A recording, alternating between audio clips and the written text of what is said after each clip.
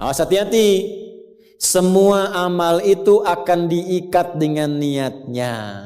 Dengan niat itulah diberikan oleh Allah dua hal. Satu, berpahala atau tidak. Jadi investasi akhirat atau tidak. Yang kedua, kesungguhan kita untuk mencapai itu. Jadi bapak ibu ini punya pekerjaan nih, ya. Serius tidaknya tergantung motivasi niatnya. Kalau bapak niat bakal serius, kalau nggak niat gak akan serius.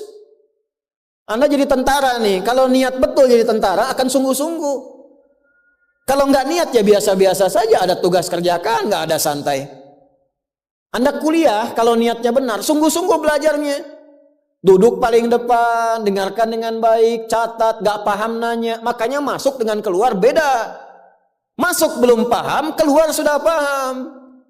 Ini duduk, masuk kelas, duduk di kursi barisan belakang.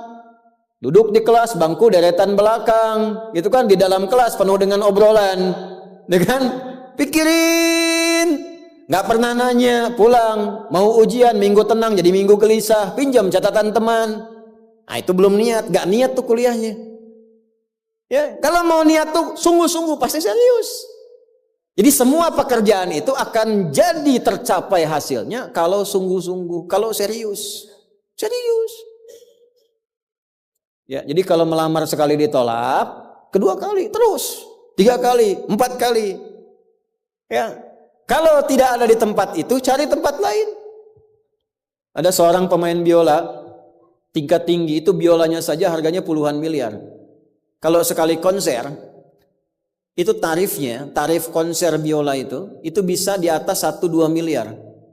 Tiba-tiba dia coba iseng ngamen di pinggir jalan. Ya, jadi kalau kita di kereta di New York itu ada stasiun, di situ suka ada yang ngamen-ngamen itu. Iseng beliau ngamen, gak ada yang tahu kalau itu pemain biola termahal di dunia. Begitu memainkan musiknya, bagus musiknya, yang dikasih cuma recehan. Sekian sen. Dapatnya berapa? Ya cuma sekian dolar, 4-5 dolar aja. Padahal ini kalau manggung tarifnya bisa 2 miliar. Tapi analisis komentarnya sangat luar biasa. Ternyata manusia itu, perhatikan, kalau ingin sukses harus pandai menempatkan diri. Dia dihargai murah itu karena di tempat yang memang tidak mengetahui siapa dia. Ketika dia menempatkan diri pada tempatnya, maka berharga nilainya di hadapan Allah. Jadi kalau Anda di satu tempat dianggap tidak bernilai, cari tempat lain. Mungkin di situ bukan tempat yang layak bagi Anda untuk menunjukkan siapa Anda. Tapi mesti serius. Itulah sebabnya ada sa'i. Apa itu sa'i? Ayo rali-rali kecil. Terus lari-lari besar apa? Maraton. Sa'i dari kata sa'a, artinya sungguh-sungguh, serius mencapai peluang, naik ke atas bukit untuk melihat dengan jernih ke rahmah, ya. Lihat dari sofa sampai marwah dengan sifat rahmah. Marwah itu puncak tertinggi yang ingin diraih. Maka gunakan dengan sa'i, sungguh-sungguh serius. Kalau lihat peluang kejar walaupun dengan berlari. Kalau nyampe nggak ketemu, balik lagi. Walaupun sampai bolak-balik. Pada akhirnya pasti ditemukan yang cocok dengan kita. Sungguh-sungguh. Nah ini Jadi kalau Anda ingin serius, ingin sukses, ya, mencapai sesuatu apapun serius. Yang sekolah serius nih, ya, perwira mau sekolah serius. Ya, jangan mengandalkan joki. Ayo serius supaya ilmunya benar. Ya, urutkan. Anda juga sama nih yang di kampus-kampus dan sebagainya tuh. Ya, kuliah yang betul. Kan mau Indonesia emas tuh 2045. Bagaimana bisa dapat emas kalau nggak sungguh-sungguh? Itu yang kemarin PON tuh. Kalau nggak serius nggak dapat emas. Nah, yang kedua begini. Kalau cuman pakai yang pertama, yang belum beriman pun dapat itu. Terus faedahnya kita beriman apa? Ya, gini ya. Ini ada yang belum beriman, non-muslim. Kerja serius. Anda sudah beriman, kerja serius juga, sama-sama serius. Dua-duanya sukses. Lalu manfaat imannya apa? Tuh. Ini untuk menjawab pertanyaan begini, Pak abdi teh muslim. Nah, non-muslim teh tiasa sukses, kaya, abdi teh kaya. Saya sholat tapi nggak kaya-kaya. Nah, itu pertanyaan yang salah. Supaya kaya itu penyebabnya bukan sholat, tapi serius, sungguh-sungguh. Kalau sungguh-sungguh kerja, sukses. Sungguh-sungguh belajar, sukses. Sholat itu, nah ini mendampingi kesuksesan dengan keberkahan. Kalau ingin berkah, sholat. Ingin nyaman, sholat. Sholat mendesain kesuksesan itu melahirkan falah, kebahagiaan yang mendamaikan. Makanya falah dalam bahasa Inggris definisinya success and happiness. Sukses dan bahagia. Balik ke sini, ke hadis tadi. Lalu apa manfaatnya di situ huruf ba itu? Niat itu apa? Merubah rutinitas menjadi ibadah. Ini yang mahal. Ini Pak, gini Pak ya. Bu. Ini apa Bu? Gelas. Isinya air. Fungsi air itu menghilangkan haus. Caranya minum. Tiap hari kita itu minum. Sesuatu yang dilakukan terus-menerus namanya rutin. Disifati jadi rutinitas. Minum itu rutinitas. Tidak minum bahaya buat ginjal. Minum kita. Tapi yang kedua begini. Gimana caranya rutinitas itu jadi ibadah? Tuh, minum tapi jadi ibadah. Apa fungsinya ibadah? Supaya dapat bekal. Bekal buat apa? Bekal buat pindah. Pindah kemana? Pindah ke alam baru ketika meninggalkan dunia. Siapa yang akan hidup selamanya di dunia? Ayo angkat tangan. Gak ada. Orang terkuat di muka bumi Firaun. Jaringannya luas, tentaranya banyak, hartanya melimpah, supportnya tinggi. Tapi se-Firaun-Firaunnya tewas juga. Selesai. Nah, artinya apa? Kita akan meninggalkan ini karena kehidupannya sementara. Karena itu bagi orang yang sudah meninggalkan dunia, disebut diumumkan telah meninggal dunia. Nah kita punya iman kalau meninggal pindah kemana? Kan ditanya. Akal kita kan bertanya, ini pindah meninggal dunia, meninggalkan dunia pergi kemana? Kan belum pernah ada yang punya pengalaman ke situ balik lagi. Oh abdi tadi kadinya wih doi, enggak ada. Ya. Harus terjawab. Kalau tidak terjawab bingung kita ini. Harus terjawab. Yang bisa jawab itu siapa? Yang menciptakan kita. Tanggung jawab. Harus memberikan keterangan. Karena itu kalau ada kitab suci menerangkan dengan sempurna. Setelah di dunia ke sini keadaannya begini, bekalnya begini, dari situ ke sini prosesnya begini. Ini menunjukkan kitab suci itu benar dan sumbernya dari Sang Pencipta. Dan berita baiknya, Alhamdulillah. Alhamdulillah, silahkan riset, silahkan komparasikan. Secara ilmiah, riset. Hanya Al-Quran yang menerangkan itu dengan sempurna. Dari dunia pindahnya ke sini. Alamnya disebut dengan kubur. Pemisahnya disebut barzakh. Di dalamnya ada begini. Dijelaskan oleh Nabi rinci. Kalau begini, begini. Kalau begitu, begitu. Selesai itu nanti bertahap seperti ini. Terjadi kiamat begini. Rinci. Kalau itu karya manusia, mustahil ada satupun manusia yang bisa berbuat seperti itu. Kita mau pindah nih. Sekarang kita pakai logika yang betul. Hukum pindah itu harus bawa bekal. Ini yang ngaji semua di sini, enggak semuanya orang Bandung.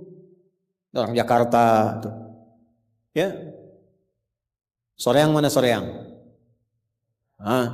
Masih subuh nanti pas maghrib Soreang tuh.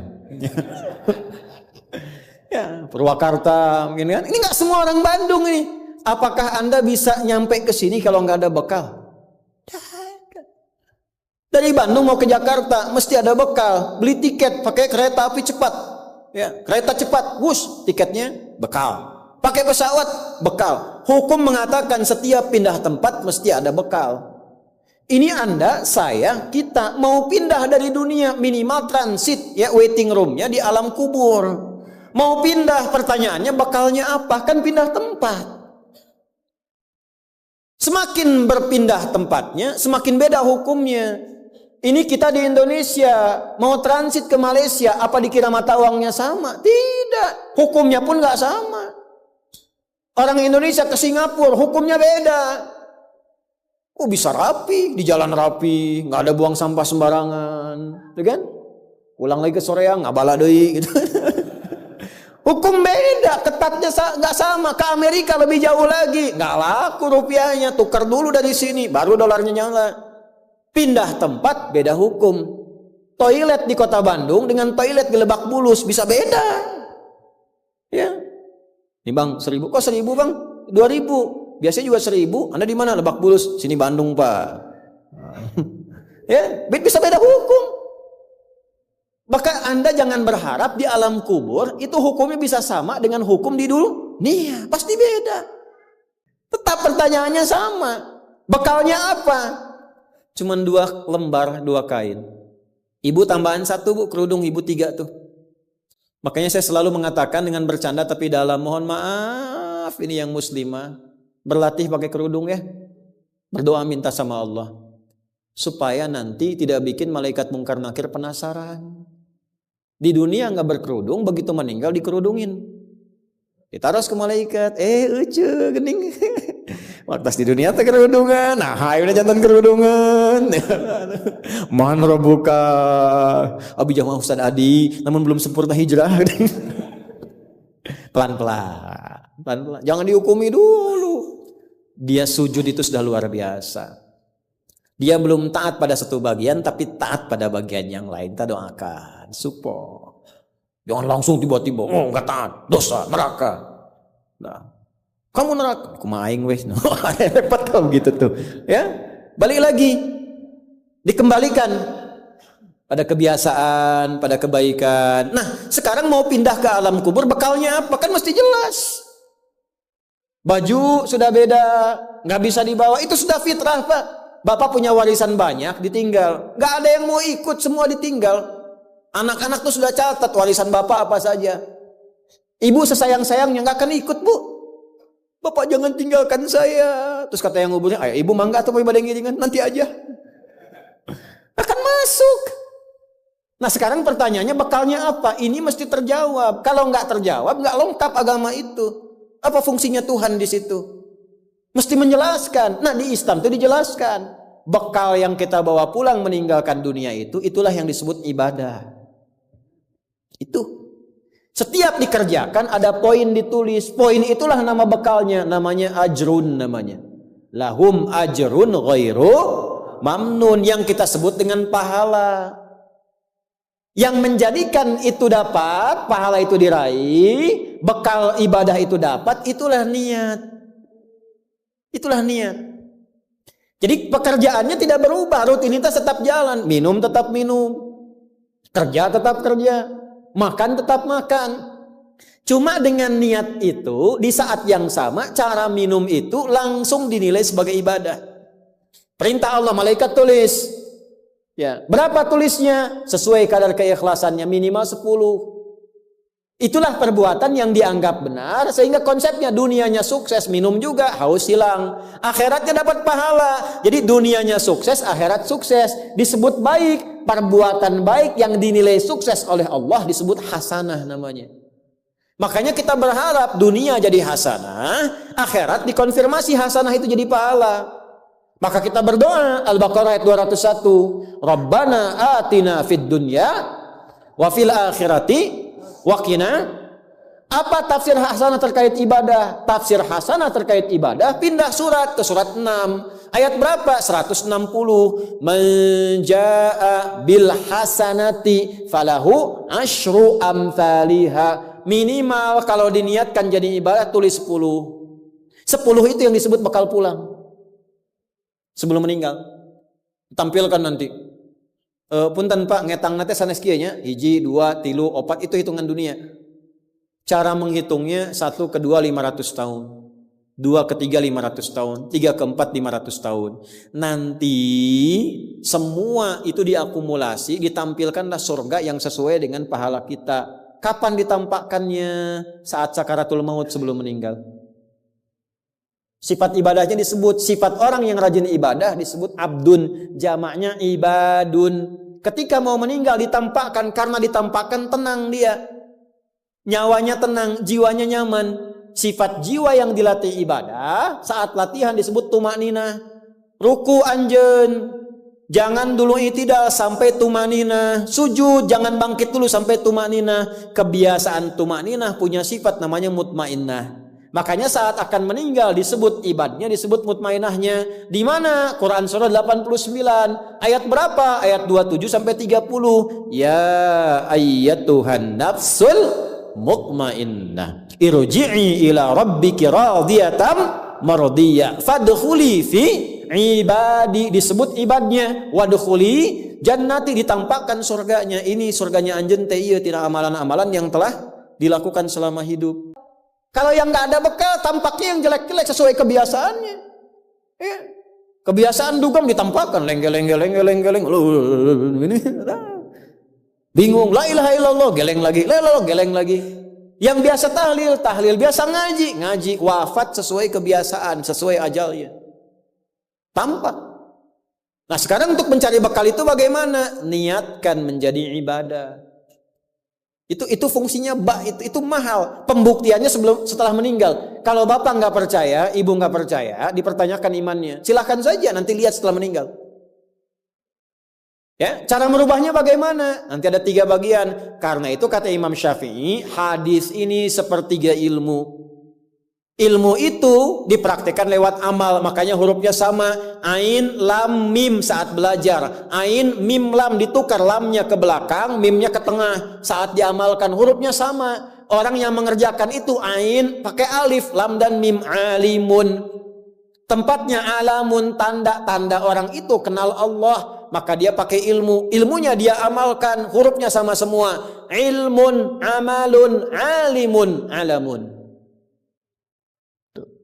Allah disebutnya apa? Rabbil alamin, jama alhamdulillahi rabbil alamin. Jadi kalau kita pakai ilmu, gunakan. Begitu digunakan, tuliskan pahalanya. Kata Imam Syafi'i, hadis ini sepertiga ilmu. Karena ilmu itu ada 3. Ilmu tentang lisan, ilmu tentang perilaku tubuh bagian luar, ilmu tentang hati. Semua perilaku kita bergantung 3 hal tadi. Contoh lisan. Panitia, kalau ada teh manis, bagus banget itu. Enggak, ini contoh, bukan minta. Enggak, ini saya sudah ada minuman, enggak usah bikin teh manis. Contoh aja, contoh, ya. Kalau ada teh manis, bagus banget itu. Itu lisan. Begitu lisan keluar, panitia langsung mikir, aduh, enggak dibikin tadi katanya. Maka coba di belakang dibikin, walaupun ustaznya bilang contoh, langsung bikin misal contoh gitu kan. Itu lisan. Kerjakan, siap kerjakan, komando, jalan, lisan. Jadi perilaku kita kadang bergantung lisan. Makanya ada ayat dan hadis tentang lisan. Hati-hati. Kepleset lisan lebih parah dibanding kepleset kaki. Bapak kepleset kaki bisa diluruskan lagi. Kepleset lisan lama Pak. Prajurit keluar dari sini, caci maki tuh panglima tuh.